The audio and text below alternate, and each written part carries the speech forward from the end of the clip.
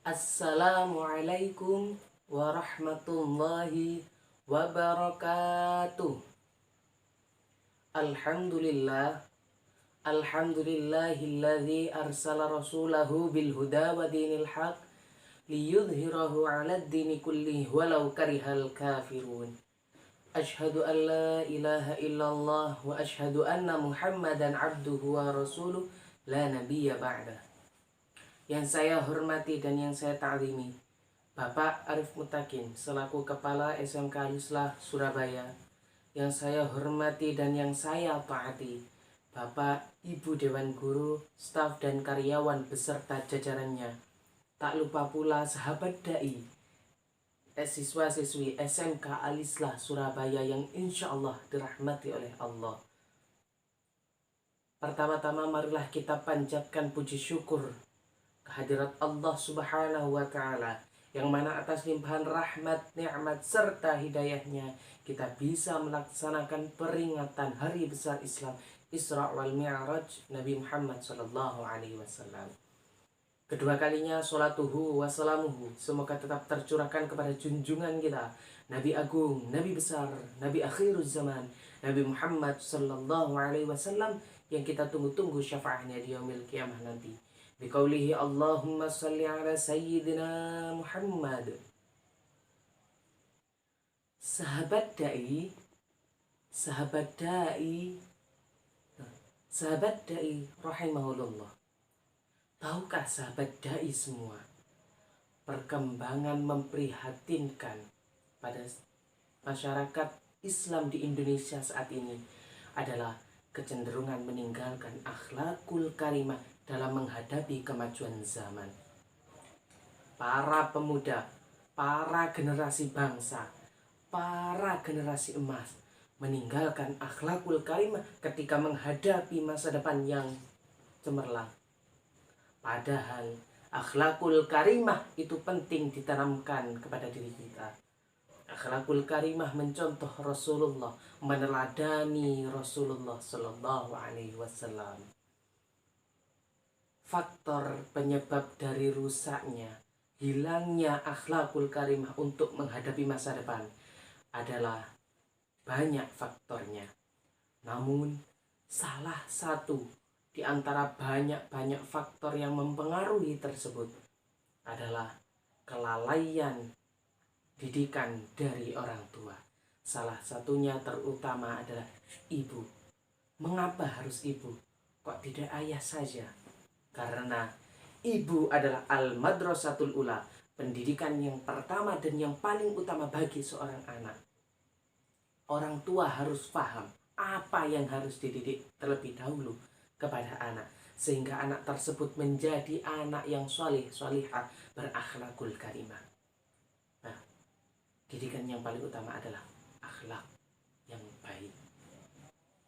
Ada pepatah yang mengatakan bahwa orang yang berilmu belum tentu berakhlakul karimah, tapi orang yang berakhlakul karimah sudah pasti berilmu. Apakah kita harus berilmu berpangkat banyak? Tetapi ketika kita tidak bisa berakhlakul karimah, maka sia-sialah ilmu banyak yang kita sudah terima. Sahabat dai rahimahullah, tahukah sahabat dai semua bahwa sebenarnya akhlakul karimah adalah tanda kesempurnaan iman seseorang? Rasulullah mengatakan, qala Rasulullah sallallahu alaihi wasallam, inna min akmalil mu'minina imanan ahsanuhum khuluqa. Yang artinya sesungguhnya orang yang sempurna imannya adalah mereka yang paling baik akhlaknya. Hadis riwayat Imam Ahmad dan Imam Tirmidzi. Apakah kita tidak mau masuk ke dalam golongan orang yang sempurna imannya? Kalau kita memang ingin masuk ke dalam golongan orang tersebut, maka ayo bersama-sama perbaiki akhlak, berakhlak yang baik, berakhlakul karimah. Sahabat dai rahimahullah, kita diharuskan berakhlakul karimah kepada siapa saja tanpa pandang bulu itu siapa, entah pejabat maupun penjual tomat, entah orang kaya maupun orang miskin, entah orang yang berilmu maupun tidak berilmu, harus kita berakhlakul karimah kepada siapa saja. Seperti yang dikatakan Rasulullah, ittaqillah, ittaqillaha haitsuma kunta wa atbi'i sayyi'atal hasanata tamhuha wa khaliqin nasa bi khuluqin hasanin. Yang artinya bertakwalah engkau, ikuti perbuatan buruk dengan perbuatan baik, niscaya Allah akan menghapusnya, dan berakhlaklah kepada sesama manusia dengan akhlak yang baik. Hadis riwayat Imam Ahmad, Imam Tirmidzi. Sudah jelas Rasulullah mengatakan bahwa kita harus berakhlak yang baik kepada siapa saja, tak pandang bulu itu siapa. Karena memang benar, akhlakul karimah itu penting. Rasulullah selalu mencontohkan supaya kita bisa meneladani akhlak mulia beliau. Ada suatu kisah tentang mulianya akhlak Rasulullah Shallallahu Alaihi Wasallam. Dan suatu kisah, suatu hari seorang tamu datang mengetuk pintu Rasulullah dengan membawa semangkuk anggur. Kemudian mengetuk, "Assalamualaikum ya Rasulullah." Dibukakan pintu oleh Rasulullah. "Waalaikumsalam." "Sahabatku, masuklah, kata Rasulullah. Setelah tamu tadi masuk ke rumah Rasulullah, kemudian tamu tadi memberikan anggur semangkuk yang dibawanya. "Wahai Rasulullah, ini aku bawakan hadiah untukmu. Ini khusus untukmu ya Rasul. Saya bawakan untukmu ini ya Rasul." Kata tamu tersebut. "Baiklah, saya terima kasih hadiahnya," kata Rasulullah. Kemudian dicicipi anggur tersebut satu persatu sampai habis.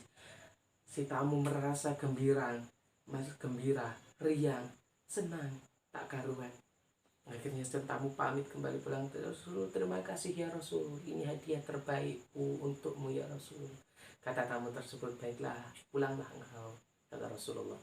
Tamu tersebut pun pulang. Kemudian sahabat heran dengan apa yang dilakukan Rasulullah, karena Rasulullah selalu menyisakan makanan untuk para sahabat supaya sahabat bisa mengambil keberkahan dari sisa-sisa makanan yang sudah dimakan oleh Rasulullah. Akhirnya sahabat bertanya, "Wahai Rasulullah, kenapa ya Rasul?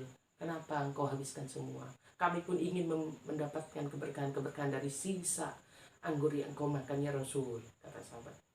"Wahai sahabatku, kalau anggur ini tidak aku habiskan, lalu engkau ikut memakannya, engkau akan mencaci tamuku tersebut, sehingga tamuku tadi kecewa, tak jadi bahagia." Itu kata Rasulullah. Subhanallah, begitu mulianya akhlakul karimah Rasulullah. Rasulullah selalu mencontohkan supaya kita bisa berakhlak yang mulia kepada siapa saja. Ayo, kita sebagai anak bangsa, generasi emas, pemuda Indonesia, pemuda Islam, kita bisa berakhlakul karimah. Kita teladani Rasulullah. Kita meneladani Rasulullah. Kelak bismillah saja kita teladani supaya kita mendapatkan syafaatnya di yaumil kiamah nanti. Kita berpegang teguh dengan akhlakul karimah supaya mendapatkan syafaat Rasulullah, pertolongan dari Rasulullah. Maka kita tidak ingin mendapatkan syafaat dari Rasulullah. Apakah tidak ingin mendapatkan luberan berkah dari akhlak mulia Rasulullah? Ayo kita bersama-sama menapaki tangga kebaikan, bisa berakhlakul karimah untuk menghadapi kemajuan-kemajuan zaman yang akan kita hadapi. Zaman masa depan akan cemerlang ketika kita hadapi dengan akhlak yang mulia, akhlak yang bagus. Mungkin sedikit yang dapat saya sampaikan.